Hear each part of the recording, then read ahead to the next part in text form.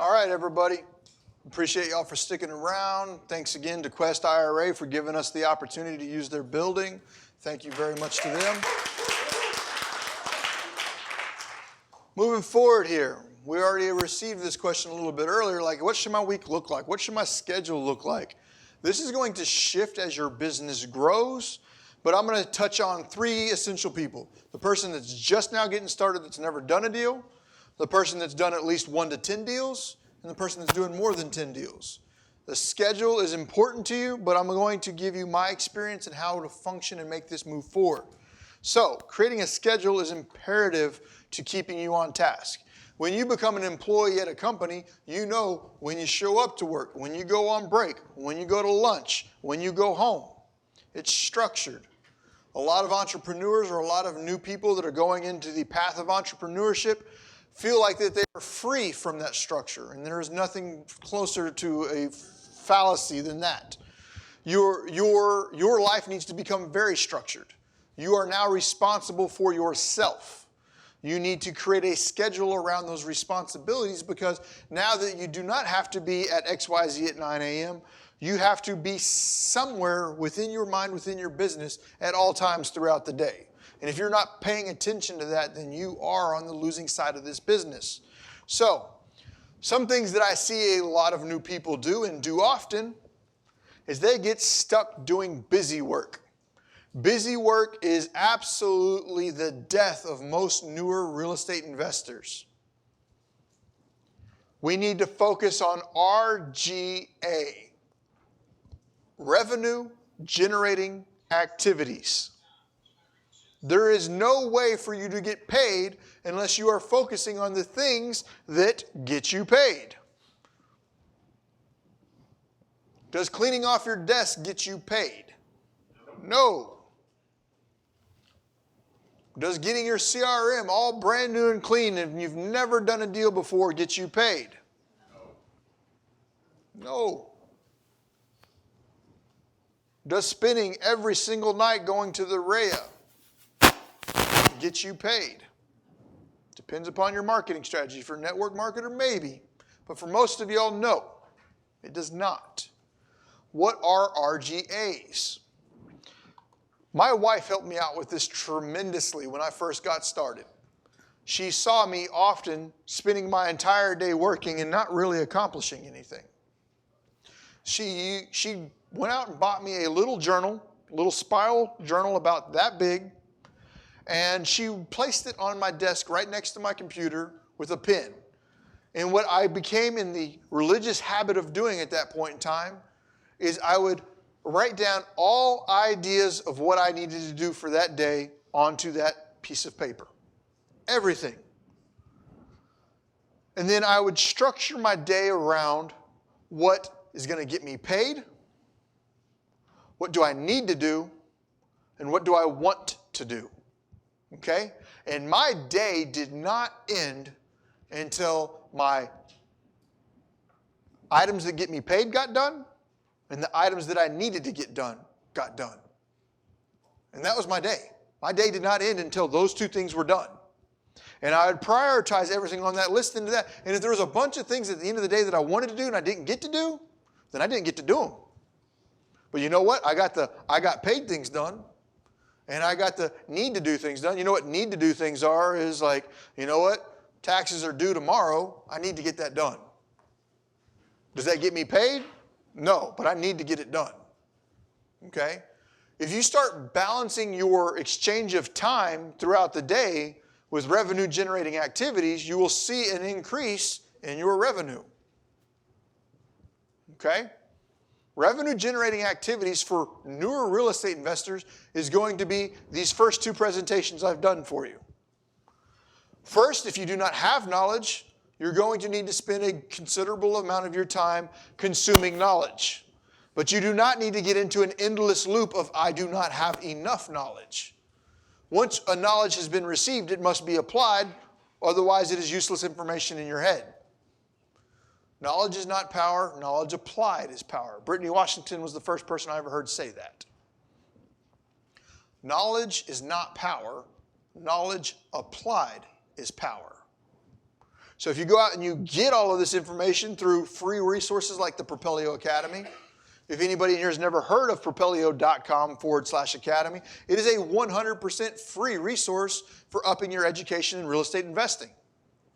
People like John Jackson have came in and contributed to this academy. He taught on lease options. I personally have taught on mobile homes, pre-foreclosures, wholesaling, and some other ones that I can't think of. But it is about 400 or 500 videos that break down real estate investing like I'm doing right now. It's a 100% free resource. Go check it out, propelio.com/academy. So let's say my start out is going to be education. The next piece behind that is going to be my week needs to be full of data mining. And then after I've got that data mining figured out, my next week needs to be full of marketing. And then my week will stay full of marketing until I go out of business. Marketing will never leave my schedule. It might end up on somebody else's responsibilities, but you always have to market. We'll talk more about that as I move forward. I may have confused a few people on that. Let me do this. Everybody, I'd like to see you do it this weekend. Just pull out your calendar and look at your calendar, and you can set a repeating schedule inside of your calendar. Like every Monday, this happens. Every Tuesday, this happens. Block out your calendar for your business. Because what you will find is that you'll look at your calendar and there's nothing on your calendar, and someone will ask you to do something, you're going to do it. Well, your calendar's full, it's just not on there. You have activities that you need to be doing for your business, and you need to be doing them regularly. So some of the things you need to do is say, every Monday I'm going to block out 4 hours for planning my week. Every single day I'm going to block out 3 hours for driving for dollars. Every single day I'm going to block out 3 hours for lead follow-up. Every single day, I'm going to block out 3 hours for marketing. Well, now you've got a 9 or 10 hour day every single day, and you now know what your damn job is. Is your marketing going to be different every day? Is your follow-up going to be different? Starting out, you don't know what this looks like, but you at least need to get it on your calendar so you understand that it's a commitment you're making to yourself and you need to perform on it. And when someone calls you up and says, hey, you want to go out? Nope, I can't. I've got RGA in front of me right now. Don't become the entrepreneur that gets caught up in, I don't have anything to do anymore. You've got a lot to do. And starting out, it's going to look like an 80 or 90 hour a week. Okay? So time blocking is critical. Get it on your calendar. Find out what your RGA is and make sure that it is on your calendar. And then you start penciling in all your needs around that. Okay? You're going to have to be very disciplined in how you operate your time, because it's how you operate your time that's going to result in what you get back. Okay? Avoid gaps of income. This is another big issue I see with newer people, is you'll get a paycheck, and then you'll have to go 4 months without one, and then you'll get another paycheck, and you'll have to go another 2 months without one, and you just keep finding yourself with gaps where you're not filling up your pipeline.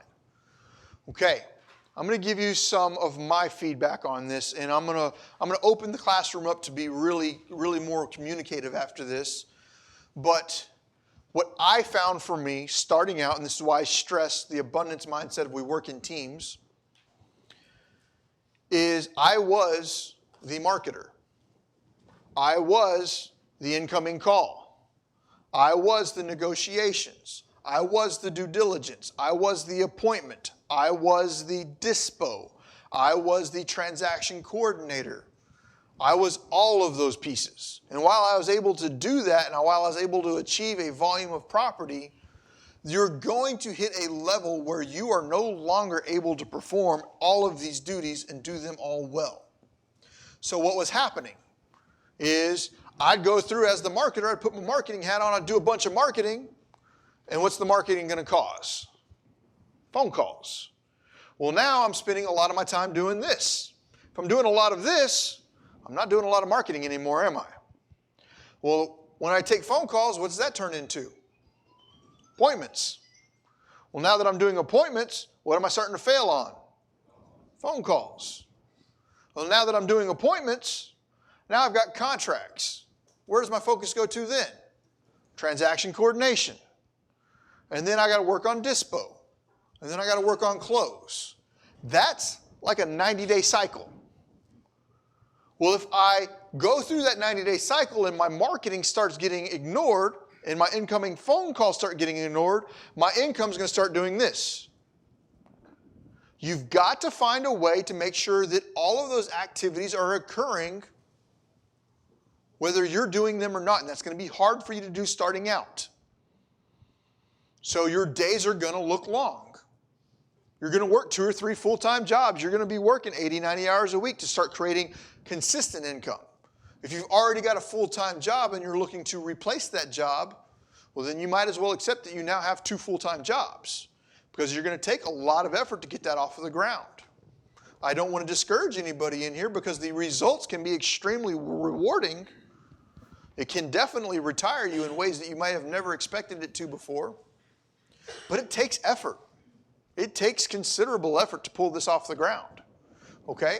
But to avoid your gaps in income, you must say, no matter what, every single day, I've got at least 2 to 3 hours applied to my marketing, depending upon what my marketing strategy is. What time of day do you usually use for following up with your leads? What time of day do I usually use for following up with my leads? Back in the day, I would just call anytime. I didn't get very scientific about it. One of the things that I have to admit to everybody in the world is I was not the world's greatest wholesaler. I did not create a team of 25 employees and generate millions and millions in revenue around wholesaling. I was a solo shop. It was me and one assistant. With me and one assistant, I was able to accomplish enough that it's made me to where I'm at today. I used wholesaling as my stepping stone. If you want to turn wholesaling into your business, great. I never wanted to run a wholesaling business. I wanted to own real estate. Through wholesaling, I was able to accomplish around $20,000 a month in cash flow off of my real estate investments. It has taken me a long time to realize that and get that to a point that it's stabilized. But now that I've done that, I'm financially retired from that one asset. If my life was designed around spending as much time with my friends and family and et cetera as I possibly could that one deal set me up for the rest of my life? I had to grind off my ass for 2 to 3 years to create what I did not have to start out with, which was the capital I needed to get into an investment like I got into. But once I got into that investment, do I still need to wholesale? So what I need to say is that this can either be a stepping stone to get you up to the next level, or if you boil down and apply business principles to it, it can become your full-time cash flowing business. So when people ask me questions that really get into the business aspect of wholesaling, I must concede and say that's not my specialty. I can teach you wholesaling from beginning to end, but if you really want to learn how to build a business out of wholesaling real estate, you might want to talk to people like Donovan Ruffin, Carlos Reyes, RJ Bates, and Jason, yes, those are people that have turned their businesses into that. That was not me. So I'm going to give you as much as I possibly can, but I'm also not going to stand up here and just try and pretend like I'm a know-it-all. There are things that I'm very confident in speaking to you on. There are other things that I'm not very confident in speaking to you on. Okay? But your revenue-generating activities must stay on your calendar every day and get executed. And that's where it sucks. Is because when you are filling all 5 or 6 seats starting out, your days are going to be long. It's going to be tough. And if you don't have a network to rely on, it's going to make it very difficult for you. So fortunately for me, I had a very supportive wife. Fortunately for me, I had my father that was willing to help me out on keeping rehabs going and stuff like that. All of that is my stepping stone to get started. So lean upon working with other people and just understand that you must time block your calendar, and your calendar must be full of revenue generating activities and need to do's. Okay? Other things I'd like to incorporate into that is personal growth should be on my calendar, and personal growth being my education, being my networking, personal growth being my mentors, my coaches. Something that gives me the ability to expand my mind to the next level. must be on my calendar at all times. Other things that must be on my calendar at all times is marketing. Marketing never leaves my calendar. It might leave my responsibility, but it must maintain on my calendar all the time. And whenever things leave my responsibility, how do you manage that? Systems, processes, and accountability, KPIs. You can never let your eyes leave those KPIs. Otherwise, you do not have a business. Okay? That is how you manage the growth. That is how you manage your team. That is how you manage everything around you. Key performance indicators all day long. And then appointments in contract management also get thrown into my schedule. If I have a motivated seller on the phone and they're like, I can meet you at noon today, and my calendar already has marketing on it for noon today, does that marketing get moved? Yes. Why? Because that appointment is a higher ranking revenue generating activity than my marketing. But does marketing leave my schedule for that day? No, it gets shifted down. And that's why you'll find yourself often working late into the evenings, because it does not leave your schedule for that day. It just gets shifted. There is no negotiations. It stays on that schedule. I must work through follow-up and systems on my calendar regularly. What did I say earlier about follow-up? That's where the deal is. That's where the money is. Follow-up must maintain and stay in your schedule. Why? Because that's an RGA. Marketing is an RGA. Personal development is more so a future building process. And you must always be building towards the future. I'm going to open up to some questions here. Now, I hope that I was able to express a little bit about that, but do we have any questions here? Like, what should your calendar look like right now? Do you have a fairly confident understanding of what you should be doing during your week?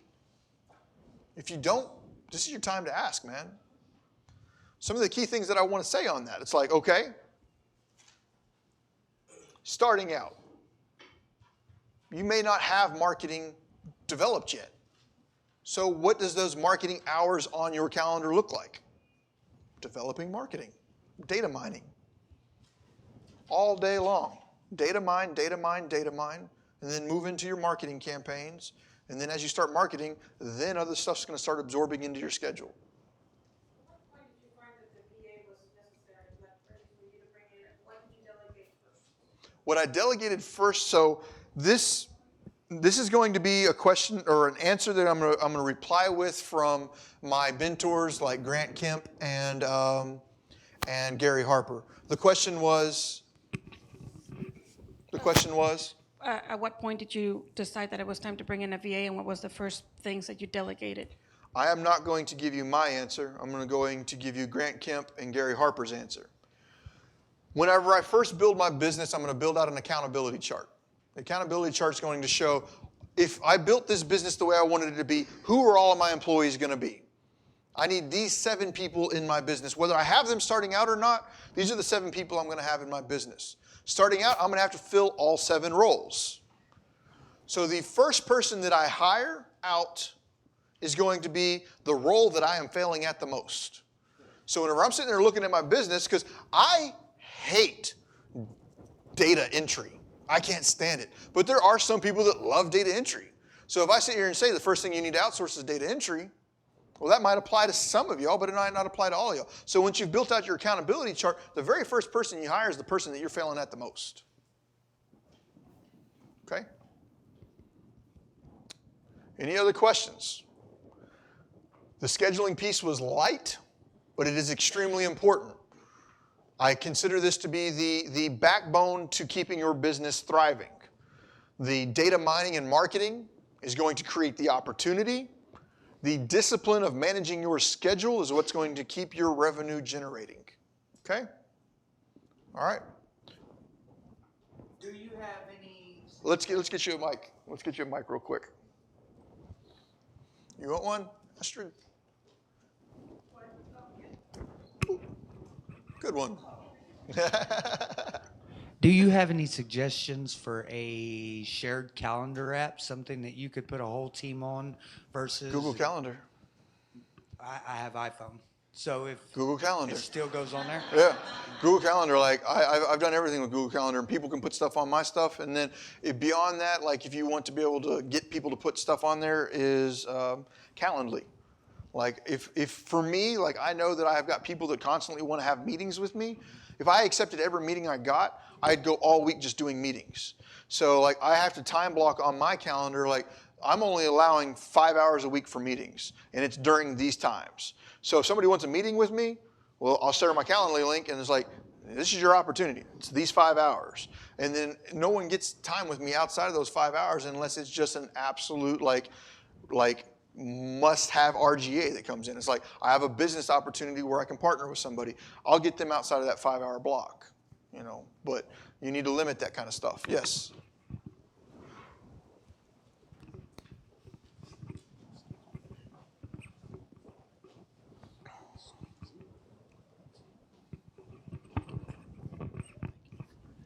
So we love bandit signs. They are a huge bitch to put out, and we've attempted delegating them before. And what I found is when I delegate them out and we hire people to do it, I don't get the same responses. Like I'll go put out 150 bandit signs, and I'll get 5 calls by 8 a.m. the next day. Use Simple Crew. I did, Okay. and as I even gave instructions, everything like that. But the sign they would give up at like midnight and not put all 150 out. Or Well, then you need to either compensate them better or find better people. Okay. Like that's a management piece. So Right. It's going to be finding out. Maybe you can set it up. It's like you get paid X per sign, Right. and you don't get paid a dime unless they're all done. So like you go out and you put 50 out, you're not getting paid for 50. You're getting paid for 150. Your job is 150, and you do not get paid until your job's done. Okay. So they go out and put 50 out, and they're like, F this, I'm going to get paid. Well, no, you're not. Your job was 150 signs. You didn't do it. Gotcha. Okay. Yeah, because I was doing the pay per sign, but I wasn't. Well, setting that I'd out probably right. still do pay per sign, but it's a minimum of 150 signs. And until you knock out 150 signs, your day's not done. Gotcha. I'm many not signs- paying you for a job half done. Like if I got a tile guy and I hire this tile guy to come in and tile my tub surround, I'm not paying him for 2 walls. Right. You get the 3rd wall done or you're not getting paid. Cool. All right. Thank you. Everybody that's in the line of a rubber band, be careful. Oh, missed it. Try one more time. Try one more time. There we go. Got that one. Simple Crew. Simple Crew. All right. We're closing this one up. Well, 2 more questions. Yes, sir.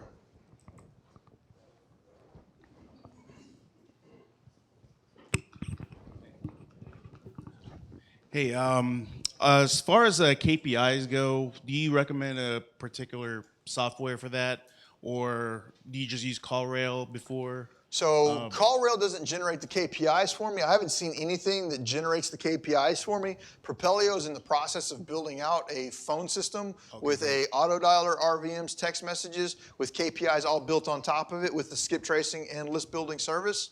So all of that is on the way with Propelio, but I do not know of any automated KPI system right now. Okay, so everything is just done manually.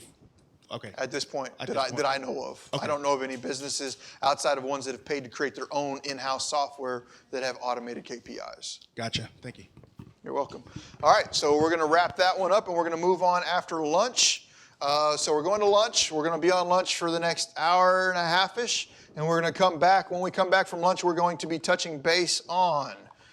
Coming back from lunch, we're going to talk about taking the phone calls, appointment preparation, and acquisitions, and then we're going to end the day with a panel with Donovan Ruffin, RJ Bates, Cassie, Jamie Burleson-Woolley, Jay Coleman, Michael Hernandez, and Grant Kemp.